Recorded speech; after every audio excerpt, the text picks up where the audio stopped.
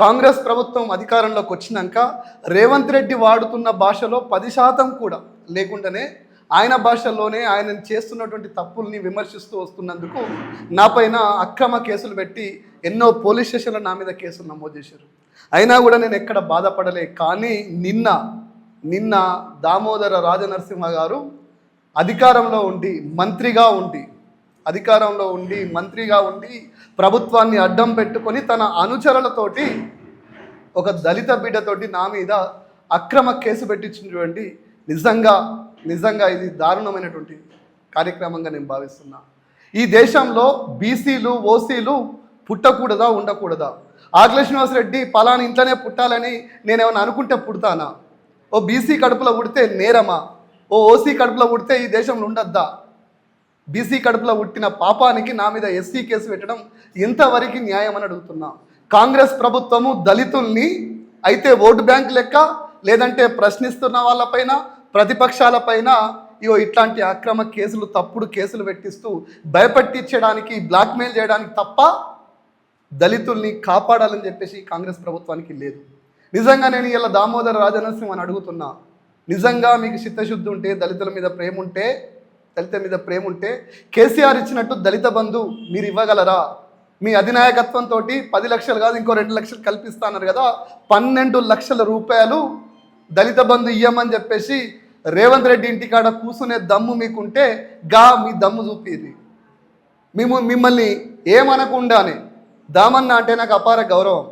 దామోదర్ రాజనరసింహని నేను ఏనాడు పల్లెత్తు మాట అనలే. చిన్నగా విమర్శిస్తే కూడా తట్టుకోలేకుండా అక్రమ కేసులు పెట్టి నన్ను జైలుకు పంపించాలని చూస్తున్నటువంటి ఈ కాంగ్రెస్ ప్రభుత్వము ఒక్కసారి ఆలోచన చేయాలి. కాంగ్రెస్ అంటేనే కుట్రలు, కుతంత్రాలు, దుర్మార్గము, హత్యలు చేసే ప్రభుత్వం కాంగ్రెస్ ప్రభుత్వం.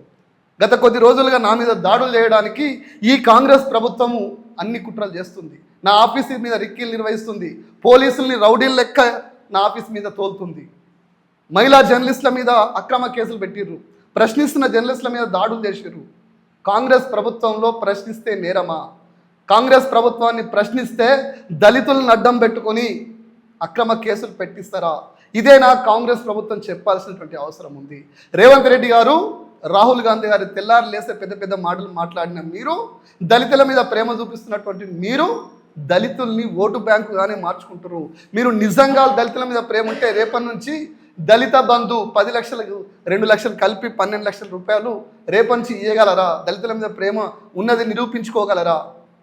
మిమ్మల్ని ప్రశ్నిస్తుంటే మీకు సమాధానం చెప్పే ధైర్యం లేక, మీకు మాట్లాడే శక్తి లేక, నిన్న ఇచ్చిన పిటిషన్లో ఆకుల శ్రీనివాసరెడ్డి రేవంత్ రెడ్డిని, కాంగ్రెస్ ప్రభుత్వాన్ని ప్రశ్నిస్తే మాకు ఊర్లలో తిరగలేకపోతున్నాం, ఆకుల శ్రీనివాసరెడ్డి విమర్శించినట్టే అందరు మమ్మల్ని విమర్శిస్తున్నారని వాళ్ళే రాసిచ్చారు. నేను దామోదర్ రాజనరసింహని కులం పేరు మీదనో మతం పేరు మీదనో నేను తిట్టలే. ఆకుల శ్రీనివాసరెడ్డి ఈ రాష్ట్రంలో కులమొద్దని చెప్పేసి మెజిస్ట్రేట్ ముందు రాసిచ్చినటువంటి కులరహిత సమాజం కోసం నిలబడ్డ మొగని పట్టుకొని కులం మీద కామెంట్ చేస్తారా? నా ఇల్లు చూడండి, నేను కిరాయికుంటున్న రేకుల ఇల్లు, ఇంటి ముందు ఉన్న 18 ఇల్లు ఎస్సీ ఎస్టీలయే, నేను ఒక్కనే బీసీని. నా గోనపల్లిలో కూడా ఎస్సీ ఇళ్ళనే ఉంటా నేను. అలాంటి నా మీద కేసులు పెట్టించిన వాళ్ళు ఎవరో కూడా నాకు తెలియదు. నేను కూడా వాళ్ళకి తెలియకపోవచ్చు. దామోదర్ రాజనరసింహ మెప్పు కోసం దామోదర్ రాజనరసింహ తన మీద ప్రభుత్వాన్ని విమర్శిస్తున్న భయంతో ప్రభుత్వాన్ని, పోలీసులని, అనుచరులను అడ్డం పెట్టుకొని, మంత్రి పదవిని అడ్డం పెట్టుకొని నా మీద పెట్టించినటువంటి అక్రమ కేసు పెట్టించినటువంటి దామోదర్ రాజనరసింహ నీకు మంత్రిగా కొనసాగే అర్హత లేదు. నేను ఇలా ఓపెన్గా అంటున్నా. రాగద్వేషాలకు అతీతంగా పనిచేయాల్సినటువంటి దామోదర్ రాజనరసింహ మంత్రి గారు, మీరు మీ అధికారాన్ని, మీ కులాన్ని, మీ ప్రభుత్వాన్ని, మీ పోలీసుల్ని, మీ అంచనలు అడ్డం పెట్టుకొని నా మీద కేసు పెట్టినప్పుడు మీకు మంత్రిగా కొనసాగే అర్హత లేదు. మీకేమాత్రం చిత్తశుద్ధి ఉన్నా, రాజ్యాంగం మీద ప్రేమ ఉన్నా దామోదర్ రాజనరసింహ గారు మంత్రి పదవి నుండి దిగిపోండి, రిజైన్ చేయండి.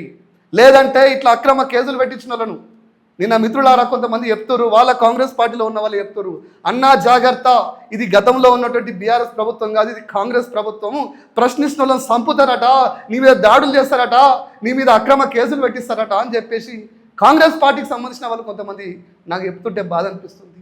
ఈ దేశంలో బీసీగా పుట్టడం నేరమా? దళిత సోదరులారా ఆలోచించండి. రేపు నిజంగా ఎవరైనా ఎస్సీ ఎస్టీ కేసు పెడితే ఇలాంటి కాంగ్రెస్ పార్టీ వాళ్ళు చేసినటువంటి తప్పుడు కార్యక్రమాల వల్ల నిజమైన దళితులు కేసు పెడితే కూడా అది తీసుకోలేని పరిస్థితి వస్తుంది, ప్రజాస్వామ్యంలో నవ్వుకునే పరిస్థితి వస్తుంది. కొన్ని నిమిషాల కింద రసమయ్య బాలకృష్ణ ఒక దళిత బిడ్డ మీద దాడి జరిగింది. ఇదెక్కడ అన్యాయం అని ప్రశ్నిస్తున్నట్టు ఒక ఎమ్మెల్యే సుధీర్ రెడ్డి మీద ఎస్సీ ఎస్టీ కేసులు పెట్టిర్రు.